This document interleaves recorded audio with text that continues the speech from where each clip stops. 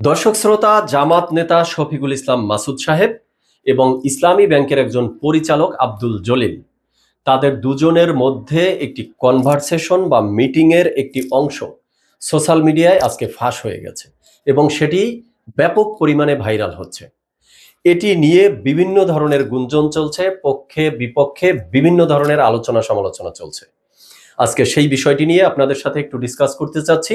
আলোচনার শুরুতে চলুন এই ভিডিও ক্লিপসটি আমরাও একটু দেখে আসি যে এর ভিতরে কি বিষয় নিয়ে আলোচনা করা হয়েছিল। ব্যাংকের অনেকেই বিভিন্ন পর্যায়ে দায়িত্ব ফিজারি অফিসার থেকে শুরু করে দায়িত্বকে পুলিশ অফিসার পর্যন্ত করতে পারে। সে অবস্থায় তাদেরকে ভোট দেওয়া ইনশিওর করে যদি দায়িত্ব পালন করতে পারে তাহলে মনে হয় কি করা যায়। সে মাসুদ ভাই যদি এখানে একটু হোল্ড করছি, আমরা আলোচনার জন্য একটা পয়েন্ট নিব এখান থেকে। ইনি হলেন ইসলামী ব্যাংকের একজন পরিচালক আব্দুল জলিল সাহেব। ইনি বলছেন যে তাদের ইসলামী ব্যাংকের অনেক কর্মকর্তাই আগামী যে নির্বাচন আসতে যাচ্ছে সেই নির্বাচনের ভোট কেন্দ্রে প্রিজাইডিং অফিসার থেকে শুরু করে পুলিং এজেন্ট পর্যন্ত বিভিন্ন দায়িত্বে থাকবেন। তো তাদের ব্যাংক কর্মকর্তাদের কি দায়িত্ব হবে বা দায়িত্বগুলো তারা কিভাবে পালন করবে সেই ব্যাপারে কিছু পরামর্শ চাচ্ছেন শফিকুল ইসলাম মাসুদ সাহেবের কাছে। এটি একটি পয়েন্ট, এই পয়েন্টটি ধরে আলোচনা করব, স্মরণ রাখবেন। এবার আসি সামনের দিকে। আমি খুব সংক্ষেপে কয়েকটি বিষয়কে আপনাদের সামনে তুলে ধরার চেষ্টা করবো। যদি আল্লাহ তাআলা পছন্দ করেন তাহলে হয়তো আপনাদের কাছে লাগতে পারে এবং দুনিয়ার কল্যাণ পরকাল মুক্তির জন্য যেন আল্লাহ সুবহানাহু ওয়া তাআলা কবুল মঞ্জুর করেন। আমরা সবাই বলি আমিন। এখানেও একটু হোল্ড করলাম, আরেকটা পয়েন্ট নেব, 2 নম্বর পয়েন্ট। শফিকুল ইসলাম মাসুদ সাহেব শুরুতেই সৃষ্টিকর্তা আল্লাহর শুকর গুজর করেছেন, ভালো। এরপরে তিনি বলেছেন যে আমি যে পরামর্শমূলক কথাগুলো বলবো আল্লাহ চাহে তো সেটা আপনাদের ইহকালের মুক্তি পরকালের নাজাতের জন্য আল্লাহ কবুল করতে পারে, সবাই বলুন আমিন। তো আমরাও বললাম আমিন। এটা 2 নম্বর পয়েন্ট, এটা নিয়ে আলোচনা করব। আসি আরেকটু সামনে যাই। এলাকা ভেদে সংশ্লিষ্ট দায়িত্বশীলদের সাথে পরামর্শ করে ওনার ওখানে ইম্পর্টেন্সটা কোনটায়, যদি ওখানে ভিতরে থেকে উনি ভালো সাপোর্ট দিতে পারেন তাহলে উনি দায়িত্ব নেবেন। আর যদি বাইরে থেকে ওনার প্রভাব পড়াটা এরকম হয়, বাইরে থেকে ওভারঅল এনভায়রনমেন্ট মেনটেন করাটা ওনার লোকাল যে সংগঠন আছে, লোকাল অর্গানাইজেশনের সাথে আলোচনা করে ডিসিশনটা হবে। ঢাকা মহানগরী যে 7টা আসন, এখানে একইভাবে ধরেন এখানে প্রার্থী, তারপর প্রার্থী আসন পরিচালক, আসন নির্বাচন পরিচালনা কমিটি, সেখানে আপনি একটু কথা বলে নিতে হবে বা আপনি একটা তালিকা ওনারাই দিবে বা লোকাল আমাদের থানা দায়িত্বশীল যারা আছে তাদের মাধ্যমে আপনি একটু জেনে নিলে হবে যে আমি তো এই জায়গায় আছি, এখান থেকে আমি যদি ভোট কেন্দ্রের ভিতরে থাকি তাহলে এক ধরনের সুবিধা হবে, আর যদি ভোট কেন্দ্রের বাইরে থাকি তাহলে এক ধরনের সুবিধা হবে। এমন যদি হয় ভোট কেন্দ্রের বাইরে যদি ওনার নির্বাচনী এলাকার বাইরে যদি দায়িত্ব দেয় সেক্ষেত্রে আমার মনে হয় ওকে, এ পর্যন্তই রাখি। এবার আসি আলোচনার 3 নম্বর পয়েন্টে। বলা হচ্ছে যে ব্যাংক কর্মকর্তাদেরকে ভোট কেন্দ্রের ভেতরে রাখলে কি সুবিধা হবে আর বাহিরে রাখলে কি সুবিধা হবে সেটার উপরে নির্ভর করে তারা ইসলামী ব্যাংকের কর্মকর্তাদেরকে ভোট কেন্দ্রে সেট আপ করবে। এই 3টা পয়েন্ট, এটি নিয়েই আজকে আলোচনা করব। চলুন ফার্স্ট পয়েন্টে চলে যাই। ফার্স্ট পয়েন্টে যে তারা বলল ইসলামী ব্যাংকের কর্মকর্তাদেরকে ভোট কেন্দ্রের দায়িত্বে দেয়া হবে এবং সেই বিষয়ে ইসলামী ব্যাংকের একজন পরিচালক পরামর্শ করছে রাজনৈতিক দলের একজন নেতার সাথে। তো আপনাদের নিশ্চয়ই মনে থাকার কথা, কয়েকদিন আগে বা কয়েক মাস আগে জামাতের সেক্রেটারি জেনারেল মিয়া গোলাম পরোয়ার তিনি যেন কি বলেছিলেন ইসলামী ব্যাংক সম্পর্কে? বলেছিলেন ইসলামী ব্যাংকের সাথে জামাতের কোনো ধরনের কোনো সম্পর্ক নেই, কোনো মালিকানার সম্পর্কও নেই। তখন তো আমরা এটি সত্য ধরে নিয়েছিলাম, তাই না? তাহলে আজকের ভিডিও ক্লিপস কি প্রমাণ করে? দর্শক শ্রোতা, দুটো ঘটনা অপোজিট সাইডে রয়েছে। একই সাথে আপনি দুটোকে সত্য বা দুটোকে মিথ্যা বলতে পারবেন না। একটা সত্য হলে আর একটা অটোমেটিক মিথ্যা হয়ে যাবে। আজকের ভিডিও ক্লিপসে দেখা যাচ্ছে এটি প্রমাণ করে যে ইসলামী ব্যাংকের পরিচালক জামাতের নেতার সাথে নির্বাচনী এজেন্ট, নির্বাচনী প্রিজাইডিং অফিসার কেমনে কি হবে সে তাই নিয়ে আলোচনা করছে। তাহলে মিয়া গোলাম পরোয়ার কি কয়েক মাস আগে এটি মিথ্যা কথা বলেছিলেন? দর্শক শ্রোতা, সেই প্রশ্ন রেখে গেলাম। এবার আসি যে আচ্ছা, নির্বাচনে যারা প্রিজাইডিং অফিসার হবেন তাদেরকে প্রশিক্ষণ দেওয়ার দায়িত্ব কার? আমি একটু সহজ করে বলি। প্রাইমারি স্কুলের, সরকারি প্রাইমারি স্কুলের শিক্ষকরা প্রিজাইডিং অফিসার হিসাবে দায়িত্বে থাকেন বা ভোট কেন্দ্রের অন্যান্য দায়িত্বে থাকেন। তো তাদেরকে প্রশিক্ষণ দেওয়ার বা তাদেরকে পরামর্শ দেওয়ার, উপদেশ দেওয়ার দায়িত্ব কাদের? থানা নির্বাচন কমিশন বা থানা শিক্ষা অফিসার যারা রয়েছে তারা মিলে শিক্ষকদেরকে একটা প্রশিক্ষণের ব্যবস্থা করে, তাই তো? তো এমনটা কি হয় যে প্রাইমারি স্কুলের শিক্ষকদেরকে ডেকে বিএনপি গিয়ে তার মতো করে পরামর্শ দিবে, আওয়ামী লীগ গিয়ে, সরি এখন তো আওয়ামী লীগ নেই, জামাত গিয়ে তার মতো পরামর্শ দিবে, জাতীয় পার্টি যদি নির্বাচনে আসতে পারে তাহলে তারা তাদের মতো করে পরামর্শ দিবে? মানে এটা কি কখনো হয় নাকি? আমার জানা নেই, আমি দেখিনি কখনো। বা এটা আসলে নিয়মের মধ্যে আছে কিনা, এটা নিয়ম বহির্ভূত বা আইন ভঙ্গ হচ্ছে কিনা? দর্শক শ্রোতা, এটা আপনারা যদি জেনে থাকেন আপনারা অবশ্যই কমেন্টে জানাবেন। আমি দেখিনি।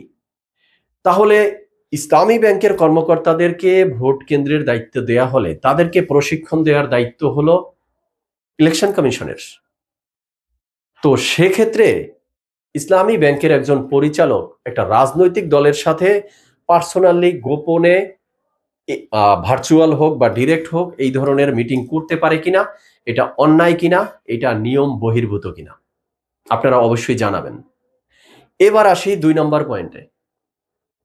2 নম্বর পয়েন্টে দেখেছিলাম শফিকুল ইসলাম মাসুদ সাহেব শুরুতেই সৃষ্টিকর্তা আল্লাহর শুকর গুজর করছে এবং বলছেন যে আমি যে পরামর্শ দিব আল্লাহ চাহে তো এটা আপনাদের ইহকালের মুক্তি, পরকালীন নাজাতের ব্যবস্থা হতে পারে, সবাই আমিন বলুন, এই ধরনের কিছু একটা।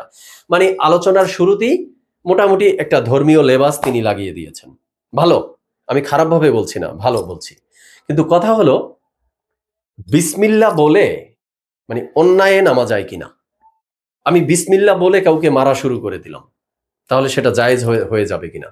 আমি বিসমিল্লাহ বলে একটা অন্যায় করা শুরু করলাম বা মিথ্যা কথা বলা শুরু করলাম, মিথ্যাটা সত্য হয়ে যাবে কিনা?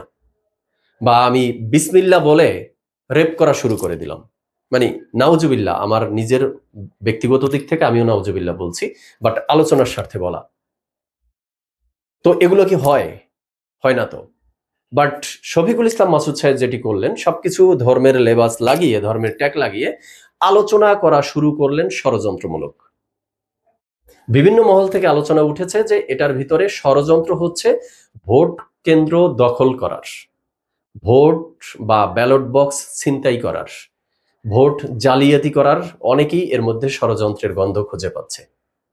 পাবে না কেন? দেখুন 3 নাম্বার পয়েন্ট যেখানে ধরেছিলাম আমরা, সেখানে বলেছিল যে ব্যাংক কর্মকর্তাদেরকে কেন্দ্রের ভেতরে রাখলে তারা কি সুবিধা দিতে পারবে, কি সুবিধা হবে, আর বাহিরে রাখলে কি সুবিধা হবে, তার উপরে নির্ভর করে তারা ডিসিশন নিবে বা সেভাবে তারা তাদের এই কর্মকর্তাদেরকে ভোট কেন্দ্রে পাঠাবে এবং সাজাবে। এটাই ছিল পরামর্শের মূল কেন্দ্রবিন্দু। তো ভিতরে বসে কি সুবিধা দিবে, কাদেরকে সুবিধা দিবে? ভোট কেন্দ্রের ভিতরে যাদেরকে প্রিজাইডিং অফিসারের দায়িত্ব দেয়া হয় বা অন্যান্য দায়িত্ব দেয়া হয় তারা কোনো দলকে সুবিধা দিতে পারে? মানে সুবিধার প্রশ্নটা এখানে আসতে পারে কিনা? তাদের কাজ হয়েছে নিরপেক্ষ থাকা এবং ভোট কেন্দ্র অবজার্ভ করা, সেখানে যাতে কোনো অন্যায় অনিয়ম না হয় সেটা প্রতিহত করা, কন্ট্রোল করা। তো সেক্ষেত্রে সুবিধার প্রশ্নটা আসবে কেন? এখানে দর্শক শ্রোতা আপনারাও ষড়যন্ত্রের গন্ধ পাচ্ছেন কিনা, বা ভোট কেন্দ্র দখলের, ভোট কেন্দ্র জালিয়াতি করার বা ছিনতাই করার কোনো গন্ধ আপনারা পাচ্ছেন কিনা? এই সুযোগ সুবিধা বলতে কি বোঝাচ্ছে? একজন প্রিজাইডিং অফিসার ভোট কেন্দ্রে গিয়ে রাজনৈতিক দলকে কিভাবে সুযোগ সুবিধা দিতে পারে আমাকে একটু বলুন। তাহলে বিষয়টা এমন হলো না যে 2 নম্বর পয়েন্টে শফিকুল ইসলাম মাসুদ সাহেব ধর্মের লেবাস লাগিয়ে, ধর্মের ট্যাগ লাগিয়ে 3 নম্বর পয়েন্টে এসে তিনি নির্বাচনকে নিজেদের মতো করে ওখানে নিয়ন্ত্রণ করা বা নিজেদের মতো করে ফ্যাসিলিটেট করা বা ভোট কেন্দ্র দখল করা, ভোট ব্যালট বক্স ছিনতাই করা, কারচুপি করা বা ডাবল ট্রিপল সিল পিটানো, যা হয় ভোট কেন্দ্রে সেগুলো করার জন্য তিনি পরামর্শ দিলেন, তাই তো বলা যায়। বিষয়টা তাই কিনা? আর এটা জামাত ইসলামের পক্ষে সম্ভব, অসম্ভব কিছু না।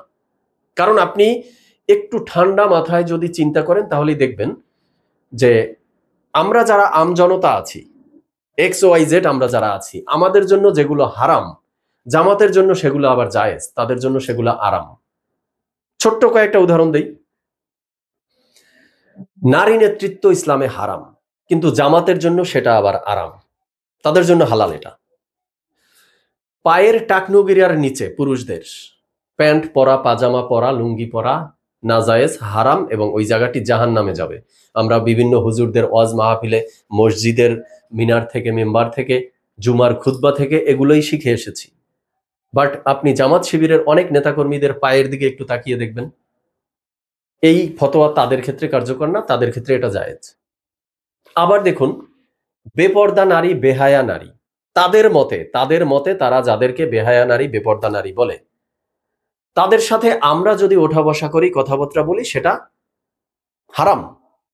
বাট এই শফিকুল ইসলাম মাসুদ সাহেব নিজেই শাহবাগে গিয়ে তাদের ব্যাখ্যা অনুযায়ী যেই নারীরা বেপর্দা, বেহায়া, তাদেরকে সাথে নিয়ে গোল সারাউন্ড দিয়ে বসে তিনি আন্দোলন করতেছেন। সেই ক্ষেত্রে আবার সেটা তার জন্য আরাম, তার জন্য সেটা হারাম না, আমাদের জন্য হারাম। ঢাকা বিশ্ববিদ্যালয়ের ছাত্র সংসদ নির্বাচন, যে ডাকসু নির্বাচন, সেখানে সাদিক কায়েম, ফরহাদ, তারা তাদের ভাষ্য মতে বেহায়া, বেপর্দা নারীদেরকে পাশে নিয়ে সংবাদ সম্মেলন করছে, নির্বাচনের প্রচার প্রসার করছে, তাদের ক্ষেত্রে সেগুলো আবার জায়েজ হয়ে যায়। এ ধরনের অসংখ্য উদাহরণ আছে। আমি মনে করি আমার চেয়ে দর্শক শ্রোতা আপনারা এগুলো আরো ভালো জানেন। সো আলোচনা সেই দিকে আর নিচ্ছি না। তো এই যে টোটাল এই ভিডিও ক্লিপস প্রকাশ পাওয়ার পর বা ফাঁস হওয়ার পর যে বিষয়গুলো সামনে আসলো, দর্শক শ্রোতা এই বিষয়গুলোকে আপনারা কিভাবে দেখছেন? আর আরেকটা কথা না বললেই নয়, চলুন একটু দেখি যে বিএনপির পক্ষ থেকে ইলেকশন কমিশনে প্রস্তাব রাখা হয়েছিল ভোটের দায়িত্বে ইসলামী ব্যাংকের কাউকে দেয়া যাবে না, এই প্রস্তাব বিএনপির পক্ষ থেকে রেখেছিল। তো তখন এই প্রস্তাব রাখার পরেই জামাতের পক্ষ থেকে এই কথা বলা হয়েছিল যে ইসলামী ব্যাংকের সাথে জামাতের কোনো সম্পর্ক নেই। তো এই কথা শোনার পর তখন বিশ্বাস করে নিয়েছিলাম যে এত বড় একজন জিন্দা ওলি, তিনি তো আর মিথ্যা বলবেন না। অ্যাটলিস্ট তিনি যেহেতু বলেছেন ইসলামী ব্যাংকের সাথে জামাতের কোনো সম্পর্ক নেই, তো আমরাও মেনে নিয়েছি বা বিশ্বাস করে নিয়েছি। বিশ্বাস না করে কোনো উপায়ও ছিল না, কারণ বিশ্বাস না করলে ওই যে জামাতের নেতা শাহজাহান চৌধুরী বলেছিল যে লুলা হয়ে যাবেন, তো ভয় তো আমাদেরও আছে ভাই, সুস্থ স্বাভাবিকভাবে বাঁচতে চাই, লুলা হয়ে গেল তো বিপদ। তো বিভিন্ন ভয় ভীতি থেকে এটা বিশ্বাস করে নিয়েছিলাম। আর এই জন্য বিশ্বাস করে তখন বলেছিলাম যে বিএনপি তো রীতিমতো এটা স্বেচ্ছাচারী কথাবার্তা বলতেছে। জামাতের দাবি অনুযায়ী জামাতের সাথে ইসলামী ব্যাংকের কোনো ধরনের কোনো সম্পর্ক নেই, মালিকানার সম্পর্কও নেই। আর জামাত বলছে যে ইসলামী ব্যাংক একটা জাস্ট সেবামূলক প্রতিষ্ঠান। তো তাদের সুরে সুরে মিলিয়ে বলছিলাম যে বিএনপির এই প্রস্তাব করা ঠিক হয়নি। ইসলামী ব্যাংক যদি শুধুই একটি সেবামূলক প্রতিষ্ঠান হয়ে থাকে, তাহলে সেখান থেকে কর্মকর্তাদেরকে ভোটের কেন্দ্রে দায়িত্ব দেয়া যেতে পারে। বাট আজকে এসে কি প্রমাণ হলো? সো দর্শক শ্রোতা, এবার মতামত আপনারা দিবেন যে বিএনপি যে প্রস্তাব করেছিল সেটা সঠিক কিনা, বা এই জামাতের জ্যান্ত ওলি তারা যে বলেছিল ইসলামী ব্যাংকের সাথে জামাতের কোনো সম্পর্ক নেই, সেটা কতটুকু সত্য বা মিথ্যা। তার পাশাপাশি শফিকুল ইসলাম মাসুদ সাহেব তার ভিডিও ক্লিপসে যে বলেছে যে ভোট কেন্দ্রের মধ্যে দিলে সুবিধা বেশি করতে পারবে না বাহিরে দিলে সুবিধা বেশি করতে পারবে, এর মিনিংটা আসলে কি? মতামত দিয়ে যাবেন সবাই। সবাই ভালো থাকবেন, সুস্থ থাকবেন। ধন্যবাদ সবাইকে।